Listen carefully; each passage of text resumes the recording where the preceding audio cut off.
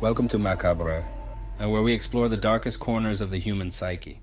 In today's video, we delve into the chilling confessions of some of the most infamous serial killers in history.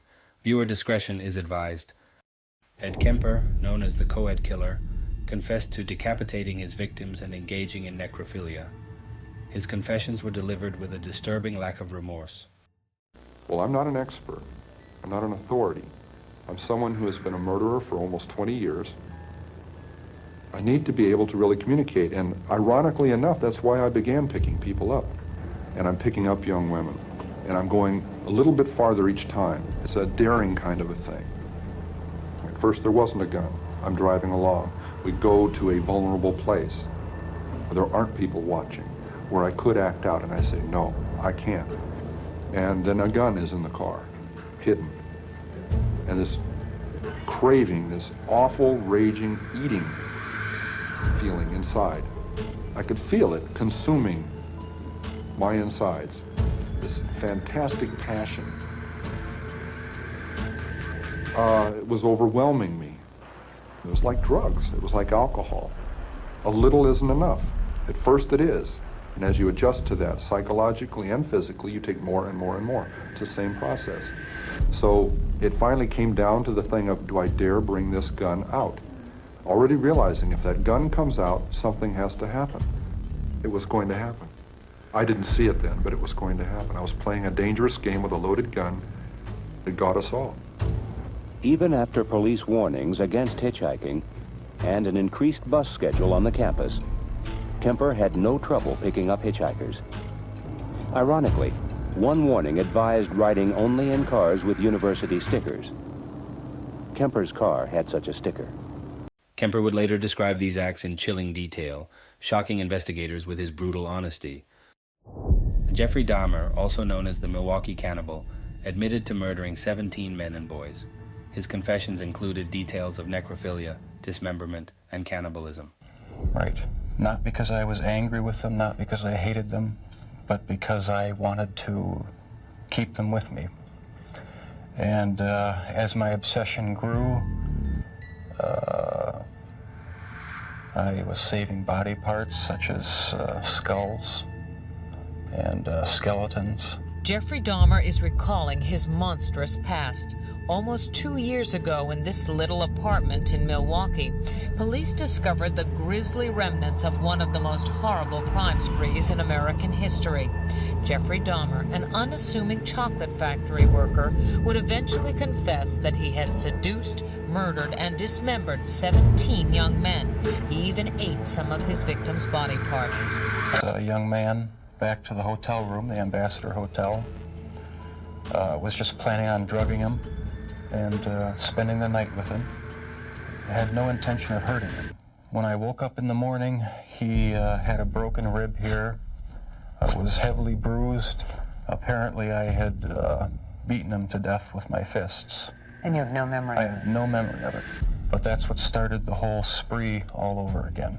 Dahmer says he snuck the corpse of his victim, Stephen Toomey, out of his hotel room in a suitcase. Then he took it to his grandmother's house, where he cut up the body and put it in plastic garbage bags. My way of remembering their appearance, their physical beauty. I also wanted to keep something. If I couldn't keep them there with me whole, at least I felt that I could keep their skeletons. And I even went so far as planning on setting up an altar with 10 different skulls and skeletons. And what was the purpose of the altar going to be? As a sort of memorial. A point where I could, I don't know, it's so bizarre and strange, it's hard to describe. A place where I could collect my thoughts and feed my obsession. This branching out, that's when the cannibalism started. Eating of the heart and the arm muscle. It was a way of making me feel that they were a part of me. At first it was just curiosity and then it became compulsive. Then I tried to keep the person alive by inducing a zombie-like state. By injecting first dilute acid solution into their brain or hot water, and it never did completely work. Could someone like you be stopped? Could you be helped? No, I was dead set on going with this compulsion. It was the only thing that gave me any satisfaction.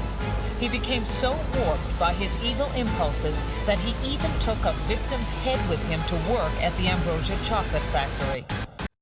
Dahmer's revelations were as horrifying as his crimes, revealing a deeply disturbed mind. Albert Fish, also known as the Gray Man, confessed to abducting, killing, and eating children. He even detailed his crimes in letters to the victims' families, describing his acts of cannibalism with chilling precision. Albert Fish, born in 1870, was one of America's most notorious serial killers. Known as the Brooklyn Vampire and the Gray Man, Fish was active in the early 20th century and confessed to the kidnapping, torture, and murder of several children. His crimes were marked by extreme sadism and cannibalism. Fish's depraved acts, coupled with his disturbing letters to victims' families, shocked the nation. He was eventually apprehended in 1934, convicted, and executed by electric chair in 1936.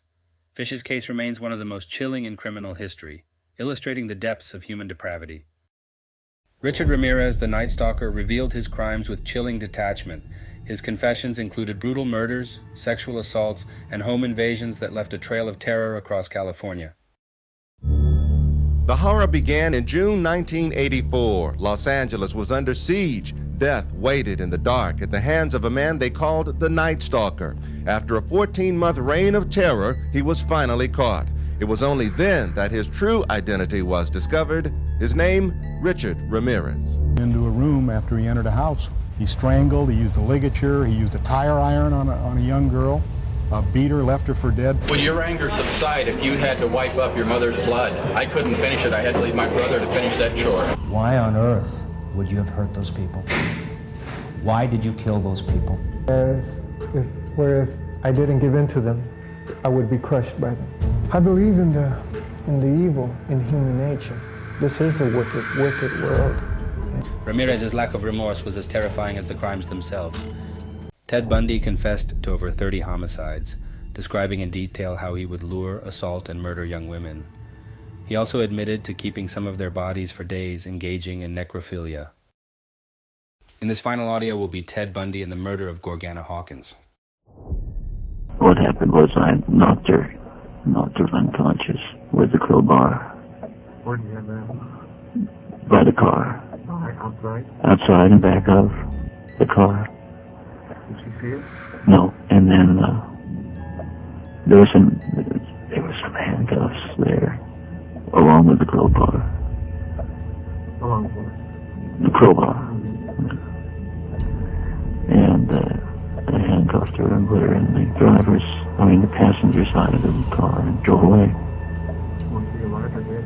Oh no, she was quite she was unconscious, but she was very much alive.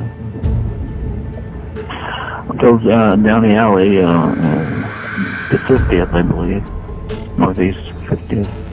Well, the street going east and west. I turned left. Went to the freeway. That was it. It's a long time. Anyway, the freeway. And then went south on the freeway to turn off at the floating bridge.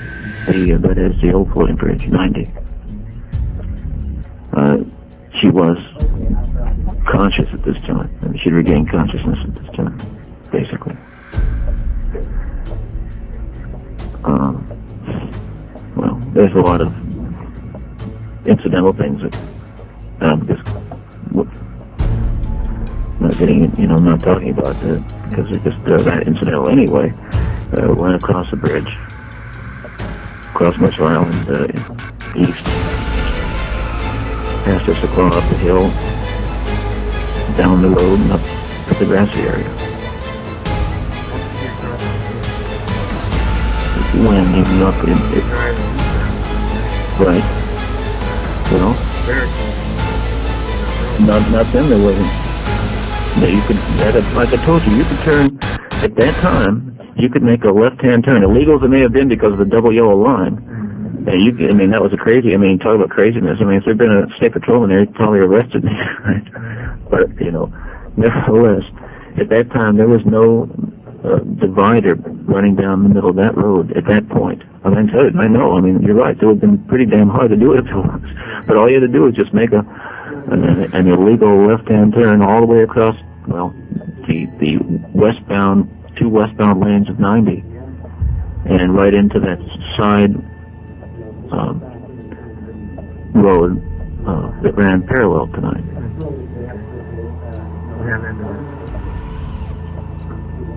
Well,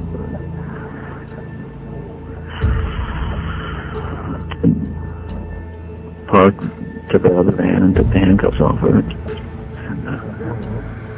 took her out of the car. The Volkswagen. Did I say? Well, no, I'm sorry if it wasn't a...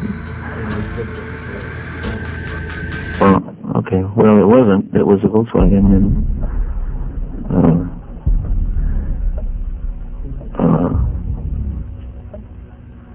took her out of the car, and I think I sort of took the handcuffs off. Maybe that sounded like that. Anyway, gee, this is probably the hardest part. I don't know. We're talking sort of that abstractly before, but we're getting right down to it, and we'll talk about it. It's just, I hope you understand, it's not something that I find easy to talk about after all this time. One of the things that makes it, among the things that makes it difficult is that at this point she was quite lucid, talking about things, about some... So it's funny, it's funny, but it's odd the kind of things people say under those circumstances. And she said that she thought that she had a Spanish test the next day, and she thought that I had taken her to me for a Spanish test. It's kind of odd. It's an odd thing to say. Anyway, the long and short of it, I'm going to try to make this get there by degrees. The long and short of it was that I again knocked her unconscious and strangled her and drove her into about 10 yards into the small grove of trees that was there. What are you trying with? Cord. An old piece of rope. Yeah, something was in the car.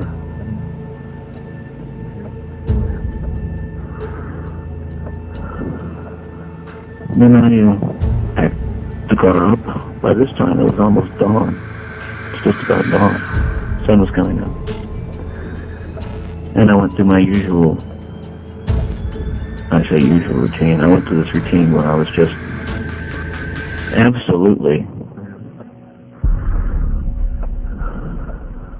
Then I packed the car up. By this time, it was almost dawn. It's just about dawn. The sun was coming up.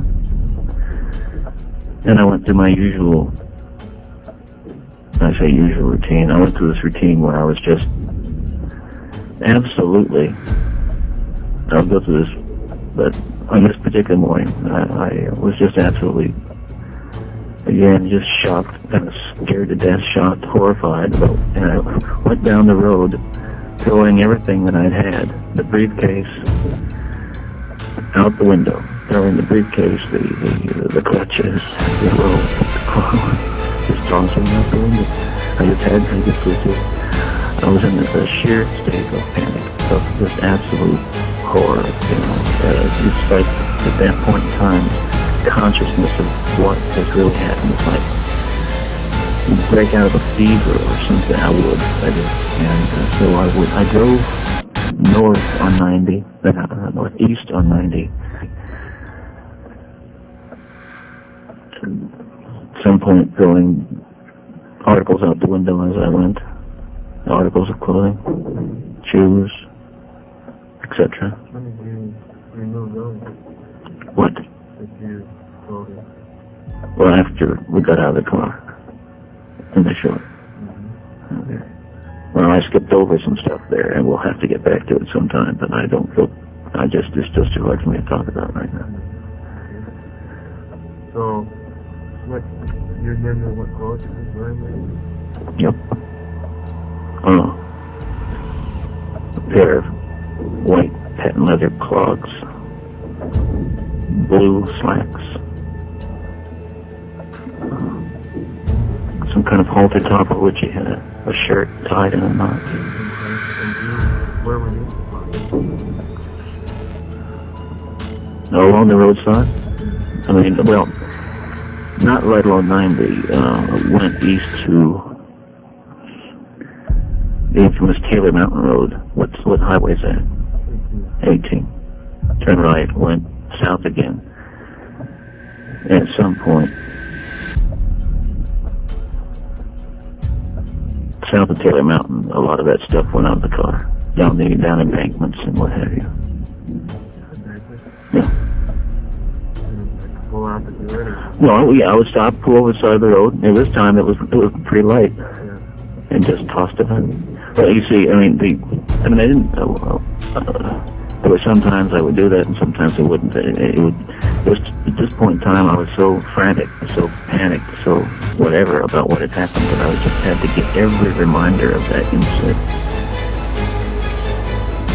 out of the car. Quickly thought. Didn't want to take it home, didn't want to be around. I was just, oh sure, yeah, I threw away the rootcase and the crutches and all that stuff. And the crowbar, everything, handcuffs, everything. I'd get mad at myself. A few weeks later, that I'd have to go out and buy everything. I'd get mad at myself. A few weeks later, that I'd have to go out and buy another pair. I mean, it's not comical, but that's what would happen. Okay, now, just prior, now that you've had a while to think about Georgianne Hawkins, is there something you can tell me about her that probably only you know and we know? Well, I mean, the Spanish stuff is pretty darn good, if you ask me. that's what she said. Unless she was hallucinating. She said everybody called her George. That's what she said. Or how about that? She used a safety pin because apparently her blue slacks were a bit too big. Or that's about all I know. I suppose it was this. I'm sure there are bits and pieces will come back to me, but there wasn't a lot. Obviously there wasn't a lot of conversation, but that's what comes to mind. Okay. How about the other two sets of Well,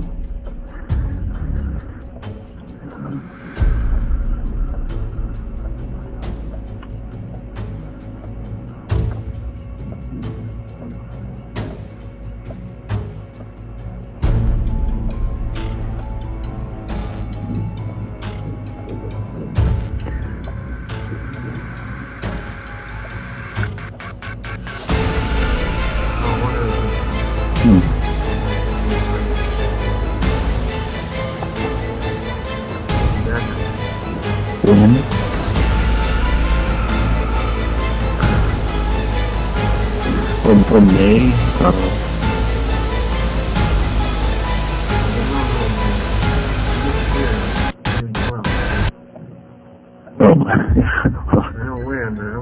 June? That. Oh, excuse me. I was thinking of May. See? Memory. Oh, let's see. I'd say about 3 days later. 3 days later. This, you gone back there before that period of time? Mm-hmm. The next day. What did you do the next day? Just went back to check out the site, make sure nothing had been left there.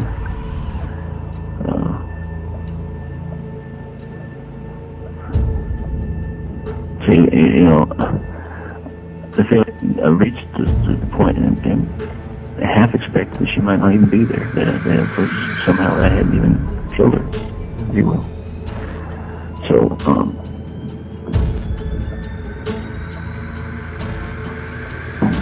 so I went back and removed things like the rope. No, I had already done that. Can't remember if I found anything there or not. But I want to make sure. That's what it was. Talk about details coming back. I couldn't find one of the shoes, so I thought it was there, but it wasn't. So I went back. This is the next day. Got on my bicycle, rode back to that little parking lot. I knew there were police all over the place by that time, but I was kind of nervous because, and I'll tell you why in a minute, because I'd left and my car had been parked there. So they may have seen it. There's something was found there that might connect me. So I went back to that parking lot and I found both the pierced earrings and the shoes laying in the parking lot at about 5 in the afternoon. So I surreptitiously gathered them open. So, after the police had checked that area? well, you can tell me. I'd seen them. I'd seen whole streams of them driving around all over the place, but they were concentrating on places like the park, nearby park. I don't know if I'll bet you they couldn't have looked in the parking lot and missed the white patent leather clog and the 2 white pierced earrings, hoops. That was discovered by you the next day? Yeah. Around 5, 6 o'clock. Yeah. Okay. So you went back. Oh, excuse me. After you left that scene that night, you went towards Taylor Mountain. Did you go back to Taylor Mountain knowing it was there? No, I wasn't going back. I drove by there. So I was on the highway. I didn't even slow down. Yeah. That was really not on my mind at that time. So what happened the next couple of days? Well, you know, the reason that I was so nervous, and this might be something you could plug into if that's what you want to do or utilize. The reason I was so nervous about anything like that being found in that parking lot was that no more than 2 weeks before that, I've been using the same modus operandi in the same neighborhood, in front now of the same sorority house. George Ann Hawkins disappeared from. I encountered a girl going out the door and asked her to help me. Walked her all the way to that lot. 11 o'clock on a Friday night. And I was drunk. I was drunk and I was just babbling on, and I told her I worked in Olympia, that I lived in a rooming house. I mean, I was just, I was horrified later on. But, yeah, more or less, but yeah, that was basically part of the MO at that time. But I reached, got all the way to the car. It would happen sometimes, and just said, no, I don't want to do it. I said, thank you, see you later, and she walked away. But after the Hawkins thing, I was, just paranoid as hell that this girl would say, something weird happened to me a couple of weeks ago. This guy came along with crutches and asked me to help him. He took me to a Volkswagen, said he worked up in Olympia and lived here in the University District. How many people could that apply to? So, there you are. Okay, how about getting back to going back to that? Again? Getting back to going back to that scene. Okay. Well, I went back the next day, and I went back about 3 days later to do that business that we talked about earlier, and went up the roadway with it.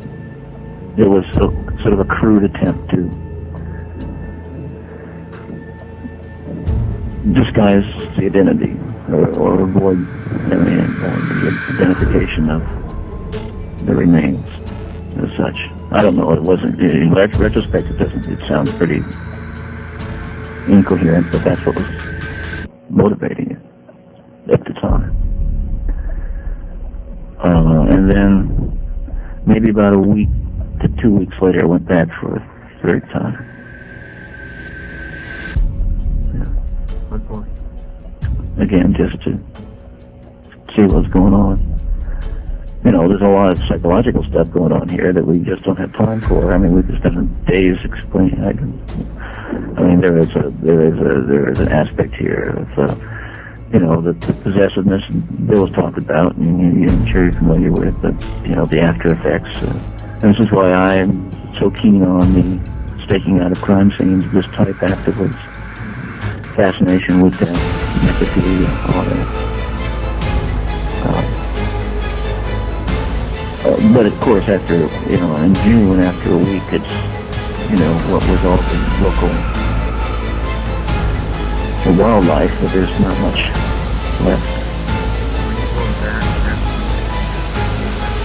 Well, I don't want to talk about that right now. We will talk about it someday, but I don't really have enough to give you the background on that. I want us to work into that. Okay. All right, now, did you actually carry this little with you? Oh, it was in the toolkit. I had a metal toolkit in the front of the trunk, such as it is in the Volkswagen. And it had everything in there. I mean, you know, all the tools you need to repair a Volkswagen, just like any toolkit, metric stuff. And in there was that's all. And also a little shovel, a little army shovel. Did you ever carry anything? Oh yes. I mean, in my you might say, my more coherent, not coherent. That's when I was really going all out and took my time. Yeah, I did. And I mean, it's quite clear. I mean, there's no question about, almost without question, those who have been found were not, and those who haven't been found were buried. It's that simple. How many people do you figure are buried anyway? A couple. Just a couple.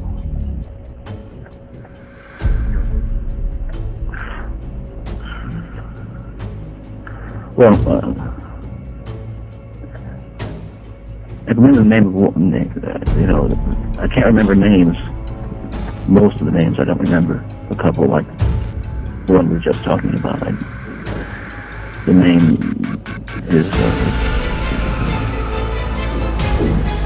it comes back to me, but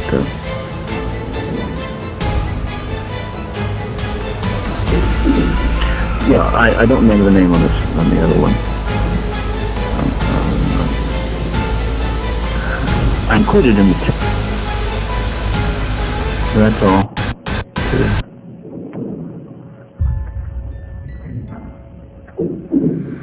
Yeah, I don't remember the name on the other one. You know, I included in the two.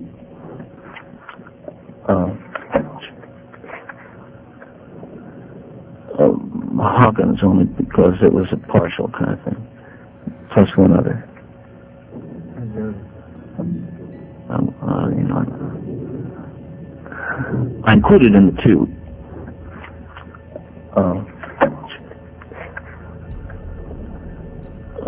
Hawkins, only because it was a partial kind of thing, plus one other.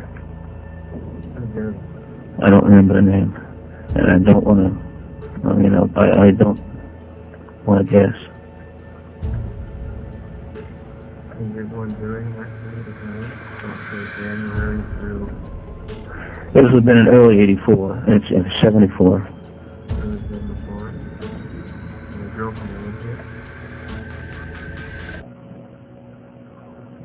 How about the Evergreen College girl? Oh yeah, that's right. Yeah. Okay. Yeah. Where's she? Well, she's up in the mountains, up in the Cascades. This is something that happened piece by piece, as strange as this may sound. I'm trying to remember exactly where it all happened. That's something we're going to have to talk about in the future. I mean, that night is like some kind of dream, you know, a very blurry, very nightmarish, and I had trouble piecing it together. But it's going to take me a while to work on that one. Okay. I had as I sometimes had a bottle of wine in the car, and was just, among other things, extremely. Just want to get an idea about timing for the next 2 hours or out. Bundy's charm and intelligence made his confessions even more shocking, as they revealed the true extent of his depravity. These confessions offer a glimpse into the minds of some of the most notorious serial killers in history. Their lack of remorse and chilling details continue to haunt us. If you found this video intriguing, don't forget to subscribe, like, and share for more content on the darkest corners of the human psyche.